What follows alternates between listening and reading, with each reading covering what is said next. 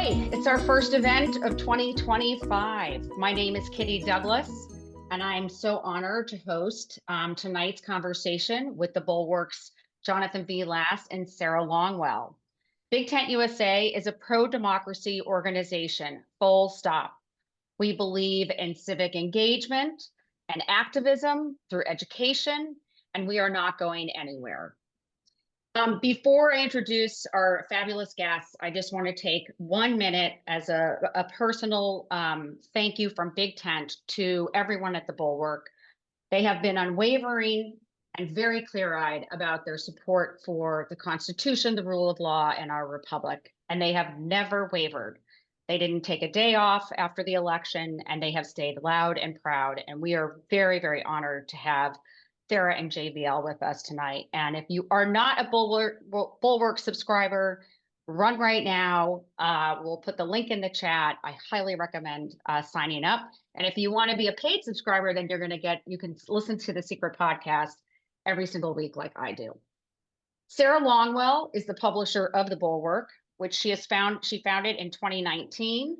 She regularly conducts focus groups with voters across the political spectrum and hosts the podcast, The Focus Group, which is in its 4th season. It's an outstanding look at how Americans are feeling about the election and about their candidates, their representatives, and many other things. So thank you for that, Sarah. And she also co-hosts The Next Level with JVL and The Secret Podcast with JVL. Jonathan V. Lass is the editor of the Bulwark and previously worked as a senior writer and digital editor of the Weekly Standard.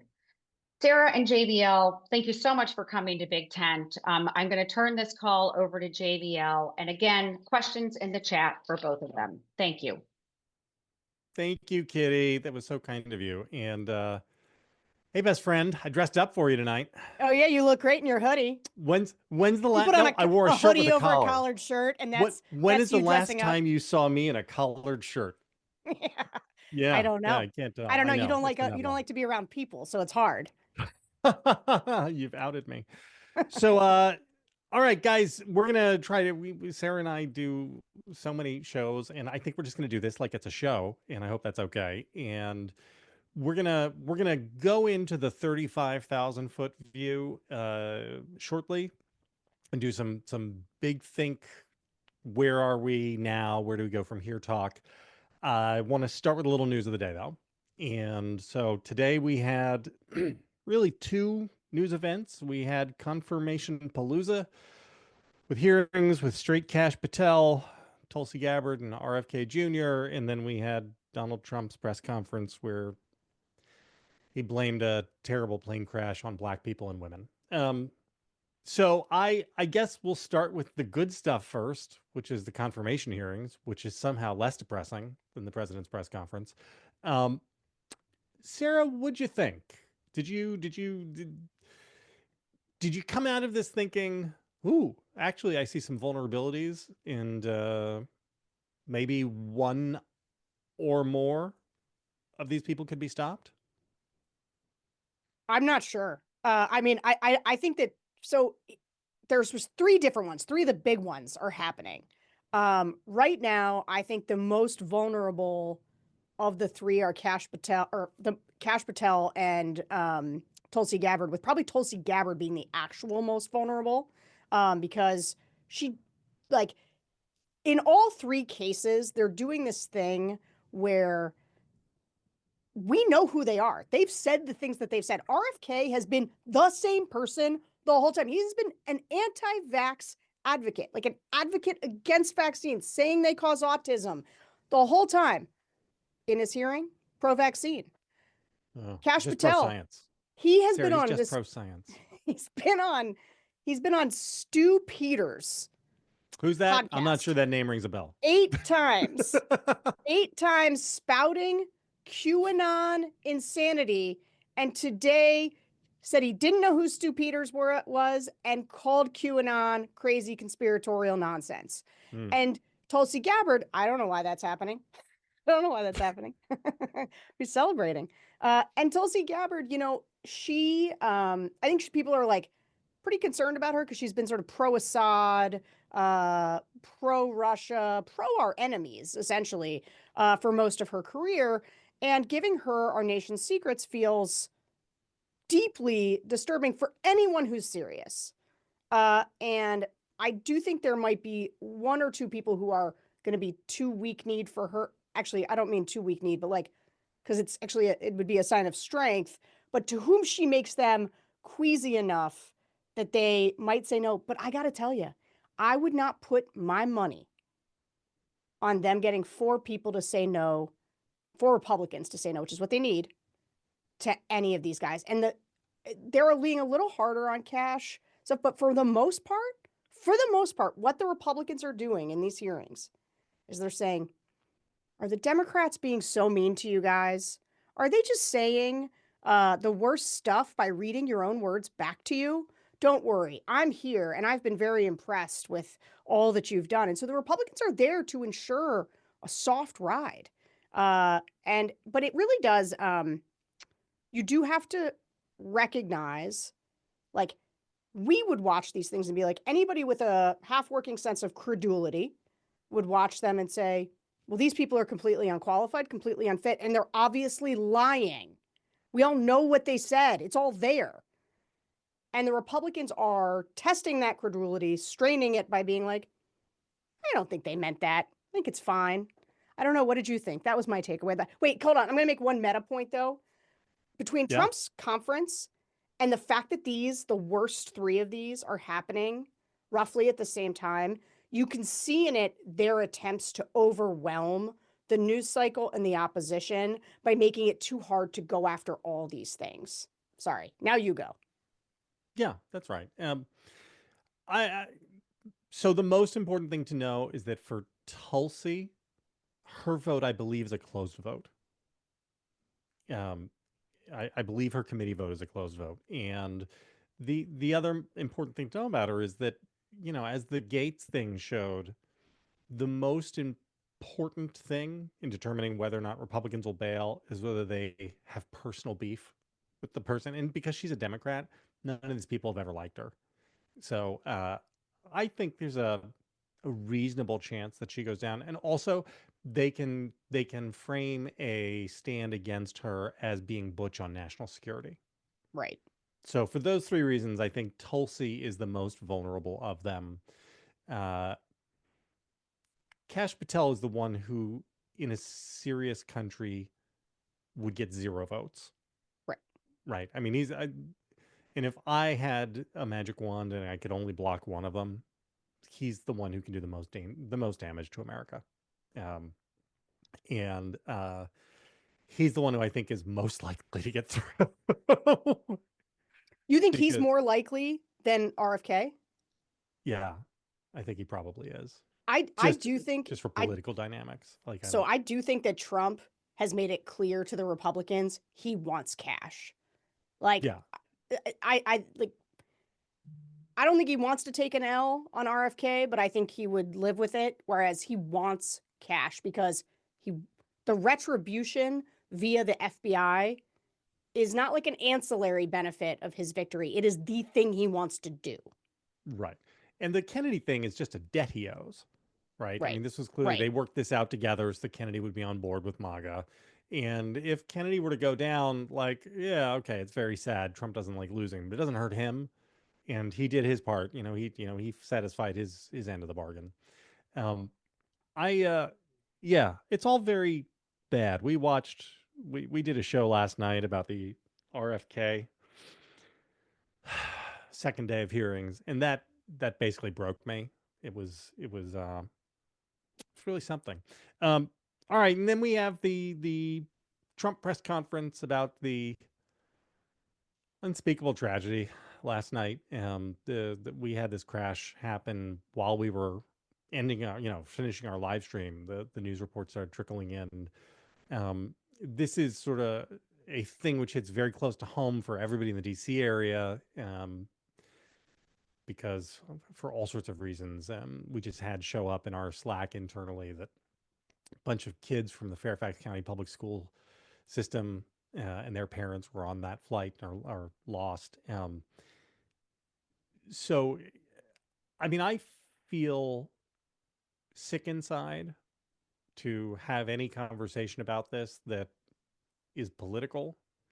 And in fact, somebody, some CNN anchor this morning said something like, well, Elon Musk did drive out the administrator of the FAA on January 20th. And so this is on Trump. And then that CNN guy was like, 30 minutes later, he was apologizing for it and, shouldn't have been politicizing.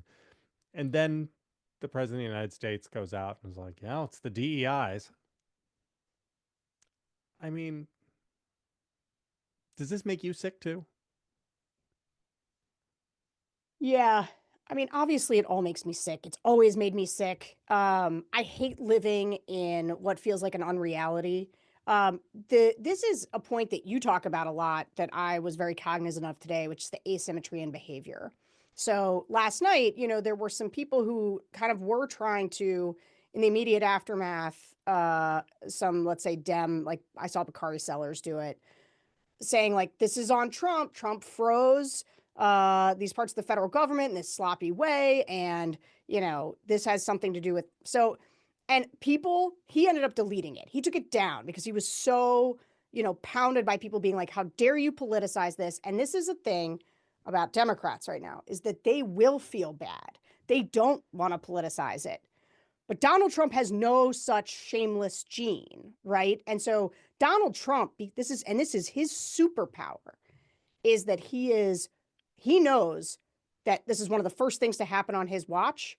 And so he has got to go out and say that it was one of the bad guys, one of the MAGA institutional enemies that he knows is deeply unpopular with the American public, which is DEI. But DEI is not a thing. I mean, basically what he was saying there is like, it was probably some women pilots or some black pilots or or it was gay Pete Buttigieg running the transportation administration. Like, that's why this happened. It happened because not enough straight white men were in charge, which, by the way, here's the thing.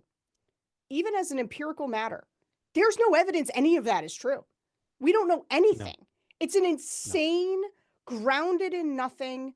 Like, it's not like somebody who's like, all three of the pilots were women. And so that's what he's doing. It's just based on this tragedy zero. Doesn't need a villain. That's right. The other thing. It's not like there needed to be a villain. You could just be a normal president and talk normally about this is terrible, right?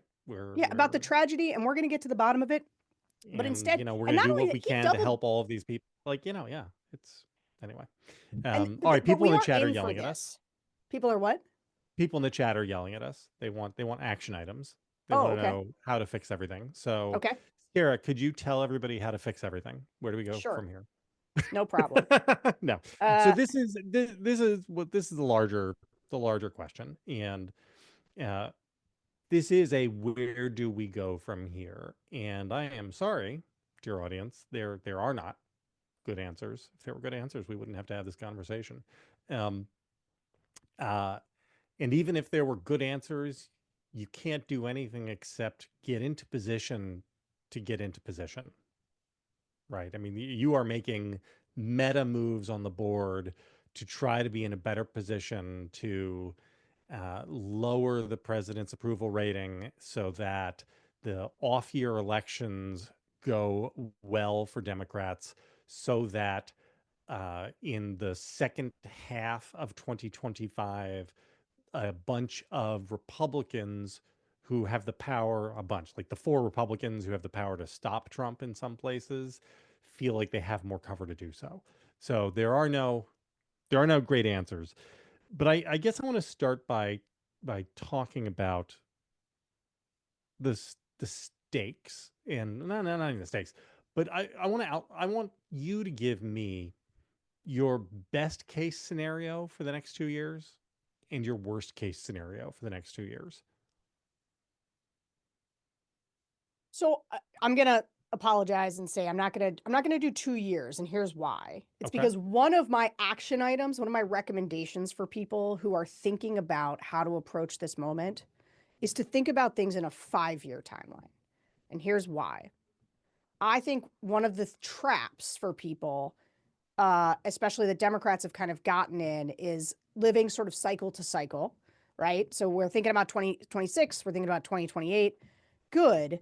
But I think you're better served by thinking about what do you want the world to look like in 2029 or 2030, but basically like, what do we want to happen after Trump is no longer president? What do we want in the world?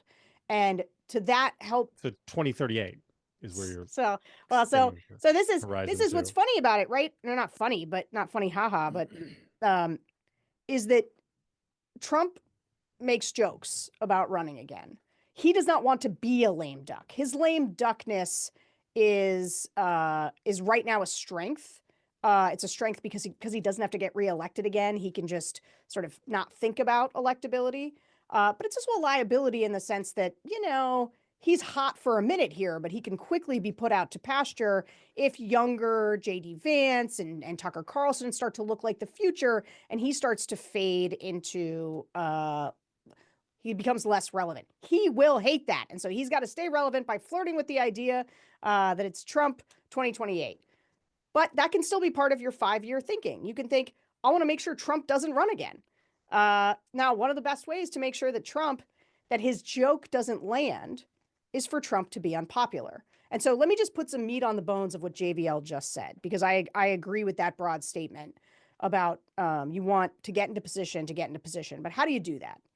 And I think specifically in my case, it looks like this, and it's quite simple. You are not going to talk people out of Trump right in this moment. He is getting a honeymoon period that he has not had before. A bunch of people are so frustrated with how things were under Biden, whether you agree with that or not, that frustration really exists. And people are going to give him time to do the things that he said he was going to do. And I'll tell you, I've been doing focus groups the last few weeks. And one of the number one things that I've heard about Trump since he's been doing it is people don't know exactly like what is in the executive orders, but they know he's doing the things he said he was going to do. They see ICE trucks in their communities, and I don't mean they're selling ICE. People are seeing ICE in their communities. People are seeing a lot of people bring up that they're getting rid of DEI. They have established 2 genders again. People like that. And I'm not talking about hardcore MAGAs here. I'm talking about kind of these low info, low propensity voters. And so he's going to get his honeymoon. And so if people think that right now you're going to knock him down, I think that's wrong. I think what we should be spending the next 100 days doing, and the OPM freeze and the OMB memo, that stuff is a good reminder to us that he has still filled this place with incompetent people and he is going to do damage. And so our job is to listen to their voices and understand the pain points. Where is he letting people down? Where is it hurting people? Where are people having negative personal consequences? So for me, that's always why the focus groups are important. You got to hear who are the audiences that have a transactional relationship with Trump. I was mad about prices. I was mad about the cost of my healthcare. I was mad about, the cost of my apartment. And what is that person? And I thought Trump could do something about it. I'm giving him a shot. Well, what does that person think in 6 months? And here's the thing. Most presidencies, they get a honeymoon period. Okay. Trump was unique in that regard last time, but Biden got one. He was much more popular at this time than Trump is right now. And then Afghanistan, it was August of 2021 when things fell apart for Biden. Things will fall apart for Trump. And so the getting in position to get in position means understand where he's failing people. And then in the back half of the year, you tell him that he's failing them. You tell him that he made promises he's not keeping. You use words like failing and betrayal, and you make sure to talk to people. The lack of communication from the last administration was criminal, and Democrats are going to have to figure out how to go on offense. Their silence right now is frightening, but I also think that they are grappling with, and they're grappling with the fact that a lot of the things Trump is doing, the DEI, the immigration enforcement, they are popular. Ezra Klein said something that I think is really, really interesting, which is that he said Trump won the culture war by a much higher margin than he won the election. And that is right. To me, that sounds really right based on what I hear from voters. And so Democrats, I think, are struggling with the fact that he's going after DEI and they now no longer really want to jump in and defend DEI. He's going after immigration and they're basically like, you know what, we lost the argument on immigration. And so people want this and we're going to have to kind of let him do the thing. So anyway, that is, I believe Democrats obviously need to be better at communicating and fighting back. And I wish in these moments they were better at it. But I also think that there is a world in which the overreach will lead to backlash, and you have to be prepared to hit it then when people have personal consequences, and that might be okay that that moment's not right this second. Well, I mean, you're so those are two different things, though. Talking about overreach and being able to counterpunch on backlash is different from setting up things on which he's failing and not delivering, right? Because like the setting up issues, like good issues for you, could be healthcare, right? Right. Healthcare is a huge vulnerability for Trump because it's going to keep getting more expensive, and nothing that can be done about it to make consumers' lives better is permissible in Republican politics. So that's a place where you could stake out some ground and try to attack him on it. Also, it doesn't hurt that Mark Cuban is spending all of his time trying to lower prescription drug costs in advance of his presidential run in 2028. Yes. Um, and but the other thing is you're talking is sitting and waiting to counterpunch on things, and so maybe, boy, we've got a bunch of dead kids, and he's trying to blame black people and women is a place to counterpunch. No, I agree. And so this is, I guess, you're right. Let me disaggregate just two quick things. One is what I think Democrats should be doing right now, which is Democrats need to always, always be looking for contrast messaging every day. That's what they do. He is doing this and it's insane. We would not we would never do this. Like our hearts go out to the victims of this. Donald Trump is politicizing it and blaming people. Okay. So that is Democrats' job, and they're not doing it particularly well at the moment.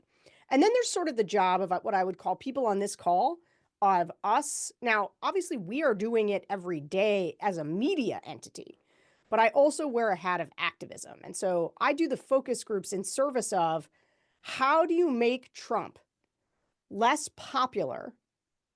How do you, so that people at the end of his 4 years go, man, we tried that and we're not doing it again. Don't give me Tucker Carlson. Don't give me another one of these crazy people, because the experience was awful and it had really negative consequences for me.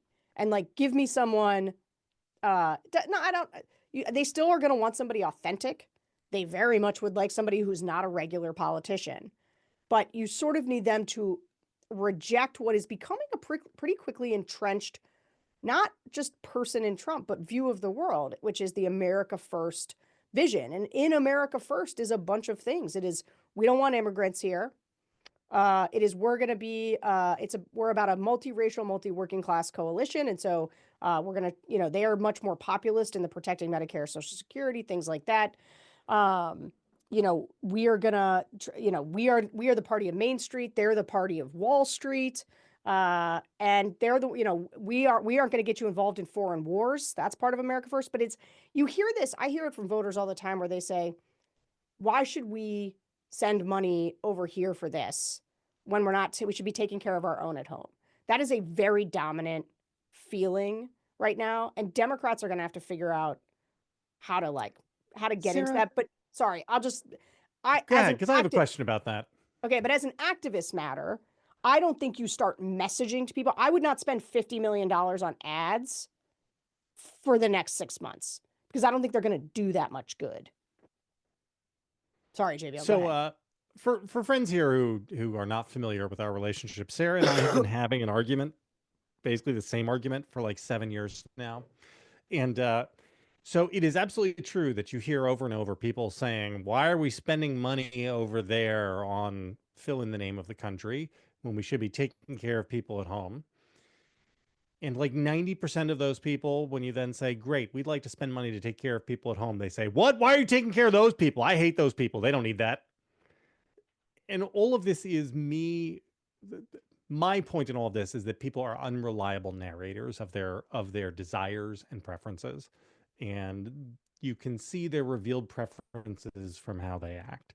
But let's go back, because we only have another minute or two before we got to start taking questions. And I do want to set you up for something first. But before we get to that, so what should civilians be doing? Like, what, if you're a person sitting on this Zoom and they're wondering, well, crap, what can I do? What's the answer? Is the answer like give money to your local Democratic senator? Is it to, even in the off years, start trying to get people to register to vote? Is it call your congressman, write to your congressman? Is it just be a good person in the world and try to model good behavior, which, I mean, sounds stupid, but is something I believe in like very deeply. Um, what is the answer for somebody like literally sitting on the Zoom here?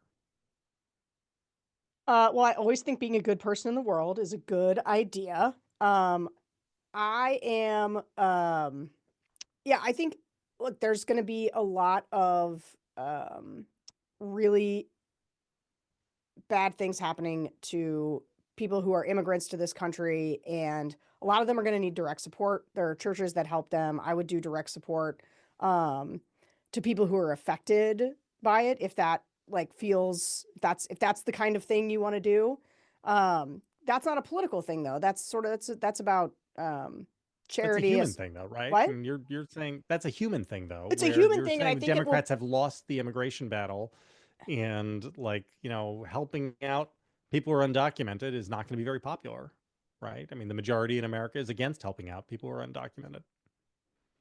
That's right. But I think that there's, you're gonna have parents getting deported and their kids staying behind, and I think there's going to be a lot of things that pop up that is just going to meant to be that it's not even going to be political. It's just going to be meant to provide immediate human relief in some way.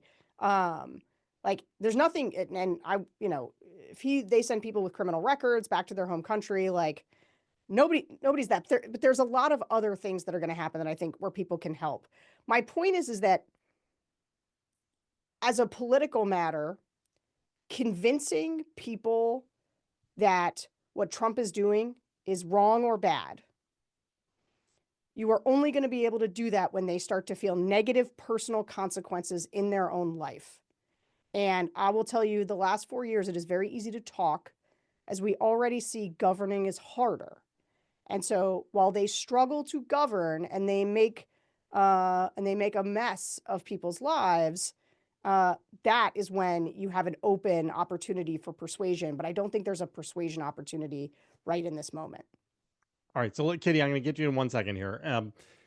I know I'm going longer than I said I would. It's okay. It's all good. This is a request. I mean, is it a question of letting people see negative consequences in their lives, or is it a matter of persuading them that there are negative consequences in their lives? Because what we saw over the last 4 years was, again, I know you hate it when I say this, but the numbers are the numbers. The economic data was very good.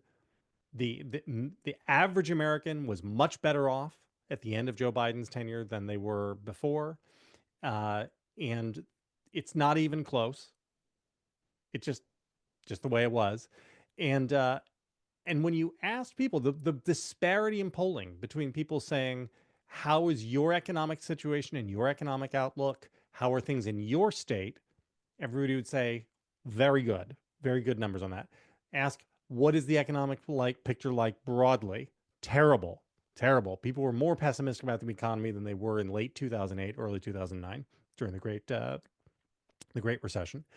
So, is there a messaging component to that part of people seeing negative consequences, or no? Is it you just wait for reality? Of course there is. I mean, this is the thing. I mean, Donald Trump every day said that the economy is a failure and Joe Biden made it happen. Every day. They just hit that and hit that and hit that. And I'll tell you, actually, you want to know something you can do? I think people think they need to call their Republicans, like they should be calling Susan Collins or they should be calling Lisa Murkowski. No.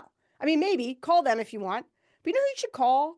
Call Democrats and be like, hey guys, you know what we need? A leader. Why is there such a vacuum of leadership right now? Why aren't you guys doing anything? Stop holding press conferences 2 days after the thing happened. Tell them all they need media guidance. Tell them all that everything, everywhere. Get out your phone and do a TikTok on it. Yeah. Right. And talk like a human being. A human being. Everything, Everywhere, AOC, All at Once was a crappy movie, but it is a good communication strategy. Democrats are going to have to figure out how to go start and like, it can't just be Pete Buttigieg and Gavin Newsom as the only communicators in this party. Donald Trump didn't just create, there isn't just a right-wing media ecosystem. Donald Trump created an incentive structure, a financial incentive structure for people to go to bat for him. Democrats need leaders to get people excited. And right now, like, I just don't see them. I don't see people doing it. Yeah. So, Katie, before I'm going to throw you here for real, I promise, I swear. My advice to Democrats would be to look at AOC and look at the way she talks to people, because she talks like a human being. Chris Murphy does this too. Hakeem Jeffries had a thing out today where he's trying to like look casual by it, and it's all politician voice. The statements put out by like Schumer's office, they sound like they were written by ChatGPT. And that would be stop doing that. Just talk to people like they're normal people. Don't, this is Trump's secret sauce. I mean, he has many secret sauces, but there is a authenticity to it where, he'll just start talking about Arnold Palmer's schlong, and we look at that and think, oh, this man is having a mental breakdown on stage, but everybody else is like, look at that. He's just real, dude. Anyway, Kitty, hi. I'd love to sort of throw a few crises that have come up in the last 10 days and just get your sense of what we could have done better. And by we, I just mean pro-democracy. So I wanted to throw out the January 6th pardons, so I'd love to hear you guys sort of talk to us about the failure of how we talked about what happened, what he did, and what we need to do to continue to bring this story to the forefront. Oh, one of the people that Trump let out, they pardoned on January 6th. I don't know if this is the one that you're talking about who's back in jail, but it is a young woman who was pardoned, and she killed 2 people in a DUI. She's drunk and she killed 2 people. I have not seen, if that happened, if Joe Biden pardoned somebody a week ago, and that person had already killed 2 people in a vehicular homicide. You mean allegedly? Allegedly. It would be, it's all anybody on the right would be talking about. And they'd all be talking about the same thing because they know how to form their own echo chamber. And I haven't seen, Democrats do not know how to, Joe Biden had no idea how to use his bully pulpit. And Democrats don't know either. Call press conferences. When Donald Trump, he said he was going to do it. He said he was going to let people out. Call press conference right away and say, this is unconscionable. And these people killed cops. Go get the cops. I saw the cops on like MSNBC. Go get the cops and say, they tased him. These people tased this police officer who protected the congressman in this building. Shame them. Take the moral high ground. It is the weak-kneedness, the weak-willedness, the inability. You are on the moral high ground. Take it. You just say something. And everybody who sits around waiting for someone to give them like focus grouped, poll-tested talking points. When JBL says talk normal, half of talking normal is like, you just believe this is wrong, right? Just go say why it's so wrong. Just go talk like a person. And until there is leadership in the Democratic Party, you wonder part of what's going on. And like, these things are symbiotic, right? If you don't have leadership, then there's no one to follow. Yeah, I will say this, Josh Shapiro had he did a great video about the pardons. But the fact that you can name any one person is the problem. You should be like, they're all talking about it. It's all anyone's talking about. Go on offense. I actually talked to Sarah about hiring somebody to do this. Maybe because so many of these guys have priors. And, when you dig into any of the violent offenders, you realize that January 6th wasn't like their one bad day. Like these are basically just thugs who've been, arrested 5 times already for assault and whatnot. And I've toyed with the idea of getting somebody on staff at the Bulwark whose entire job is just to dig through legal jackets and be ready for, when the next one kills somebody allegedly in a DUI or gets killed by cops in a fight or et cetera, you just go and make a big stink about it. That's one of the things we're thinking about doing. Anyway. I like that. I'm full on to that. JB Last, please do. Okay, so we have to stick with the Democratic Party a little bit more because there's so many questions and so many comments from folks who are with us tonight. Just about are you feeling good about any Democratic leaders in Congress or governors who are sort of meeting the moment? Anyone we should be following, we should, promote. Uh-oh. I would say very quickly, just security, which is, I think Ryan Goodman is the head of that, is a really, really great shop who is going to be absolutely critical. And what they do is they just pull in, um, they pull in subject matter experts. And so they had a woman who is a lawyer who specializes in federal government labor law do a big explainer on the OPM delayed resignation memo and lay out exactly why the whole thing is so shady. And, I've been just sending that around to everybody I know who works in the federal government, who, has been rattled by this. Um, you should all bookmark Just Security and check in with them day to day, because they are, again, subject matter experts on the most important legal stuff that's going to be happening. So And this is that's a my main thing. website, JBL? Yeah, Just Okay. Security. I forget if it's .org or .com. I'll look at that while Sarah talks. Okay. Look, I saw a lot of activity in the chat, and I get this a lot. Obviously, like, we're more center-ish because we were Republicans for a long time, and so sometimes it's tough because there are people like AOC who, from a policy standpoint, or like, I'm not a big fan of Jasmine Crockett like getting into these like back and forths with like a Marjorie Taylor Greene, and I'm not a big policy fan of AOC. However, I mean, AOC talks to people properly. And there were a ton of people in New York who voted for AOC and Donald Trump. And you know what she did? She went out and asked them, why did you do it? And like had a dialogue with them. And it was a bunch of people being like, I don't know, I feel like you keep it real. I feel like you tell me what I feel like you care about me. And I do think that Democrats live in an old world around communication. And many of them, like, I'm a big fan of like an Amy Klobuchar, right? I'm a sucker for the Minnesota grit. And you're such a mark for her.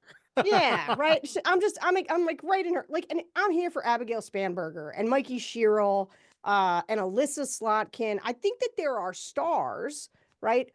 I just think that there is something right now that Democrats lack, like a North Star, right? Like, it's like they don't know what they believe in this way that when you know what you believe, it's easy to go talk because you're like, this is what I think, right? Donald Trump doesn't need a teleprompter or anything else. Now, he says insane things and they're bad and they come from a bad place, but like, he knows what he thinks. He knows he cares about tariffs. He knows he cares about closing the border. He knows he cares about getting rid of DEI and woke. And like, what is that? I don't know, whatever you hate, whatever annoying thing your 5-year-old came home and said that your kindergarten was teaching them right now. Like, they understand that, and Democrats are just out to sea.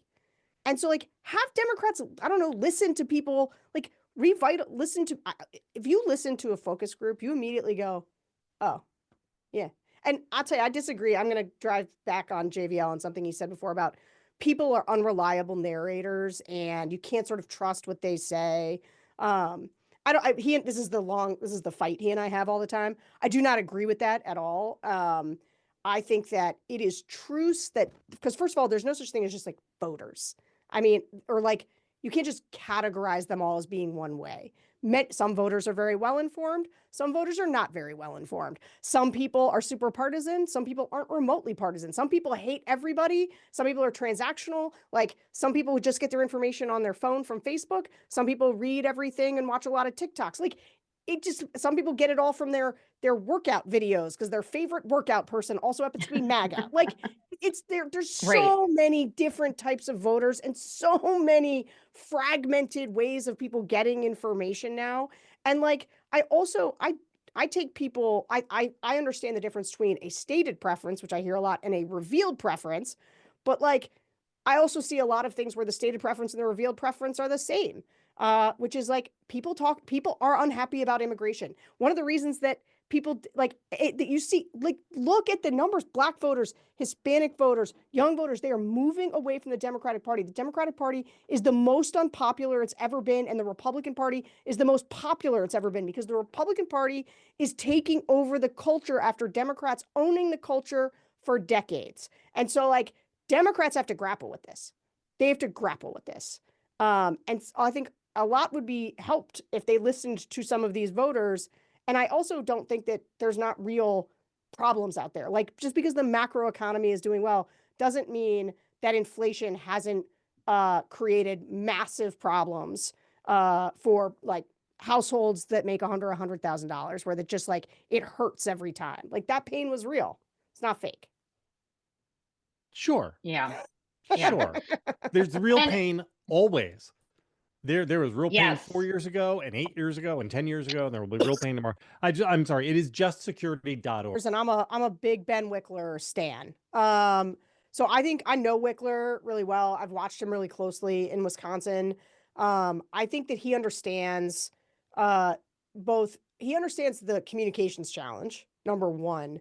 I also think he understands these voters. I think he spent a lot of time figuring out how to do 24/7 all year round organizing in Wisconsin, and that he gets, I think, Wisconsin gets a little swamped in a general election, but they won that Supreme Court race, the state Supreme Court race there. Janet Prasejowicz, she won by 11 points in Wisconsin. And that was mostly due, like, he organizes all the small races. He understands the importance of small races. A couple things that popped up today, and how is it worth following them down the rabbit hole? Do we message about it, or do we just let it sort of play out? One of them was an executive order today that will hold all funding for public schools that teach DEI. And I'd also like to get your take on, do we try to protect NPR and PBS, because they're going to investigate, the FCC announced that they're going to investigate the sponsorship program that they both use. Is that something that we've been told not to run down every single rabbit hole, but I'm not sure which rabbit holes we should run down. So I'd love to get your thoughts on those two. I mean, I don't know. Sarah, do you want to go first? I mean, I have sort of a strong opinion on it, which is that, here's the thing, DEI is something that people need to let go of. Like, DEI is going to be gone. Now, what does that mean? Because DEI was, now, when it is something like the Tuskegee Airmen, you benefit, and this is where messaging comes in. The Tuskegee Airmen thing was reversed because people were like, what are you talking about? Like, that is an important part of the history. These people are heroes. Like, what's wrong with you? And, like, broad pushback for that in specificity.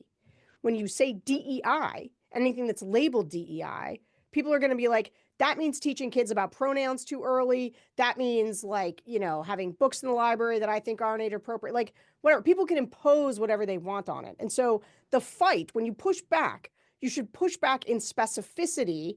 But, like, DEI as a concept is broadly unpopular. There's a reason that Trump put it on as a shield today in that press conference. And it is because not just among white people, it's not just people that are racist. People think that this stuff has gone too far. And that's what I mean by Trump winning the culture by a higher margin than he won the election. There are plenty of Dems who are like, stop with the DEI stuff, stop with the pronouns and the emails. And it doesn't feel good in progressive spaces to talk about it, but it is so broadly unpopular, as are Democrats' positions on immigration, that Democrats are going to have to grapple with that. And so I would fight in specificity on places where they're going to overreach and do terrible things that are bad for them, like ban Tuskegee Airmen and say we can't teach about Harriet Tubman. You fight on those things, but, like, broad DEI stuff is probably over. And I would say on the NPR front, I would fight on that, though. I would fight on NPR because NPR, and this is going to come up. The number one station, NPR is basically the only radio station that broadcasts in a ton of red rural communities. It's the only radio station they've got. And so that's going to come. That's going to, like, I would fight on those fronts. That's interesting. I agree completely about specificity, because specificity is your ally on this. Also agree, no Democrat should ever use the word DEI again.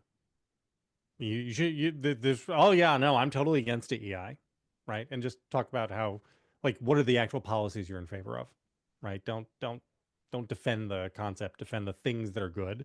Um, the EO is so preposterous because it talks about patriotic education, and this is from the party whose stated position is that the Department of Education should be closed down and disappeared, and that we got to get the bureaucrats in Washington out of our schools so that schools can be controlled locally by the people who go there. And that, of course, is not what they want. This is revealed preference to me, right? You know, people will say that what they want is they want the Washington bureaucrats out of their schools, but that's not what they want, because the Washington bureaucrats aren't actually in their schools. What they want is they want anybody at any school anywhere to be forced to do things the way they want them and the way they have them in their school. And so if there is somebody in Alabama who hears on Fox that some super lib school district in San Francisco has renamed their school after Harvey Milk or something, well, they want to stop them from doing that. And that's the revealed preference. This is the autocratic impulse, and that's at the heart of all of this. And this is, I mean, the real point of divergence between Sarah and I is that Sarah thinks that this is a salvageable problem, and that we can push policy levers and we can do better communication.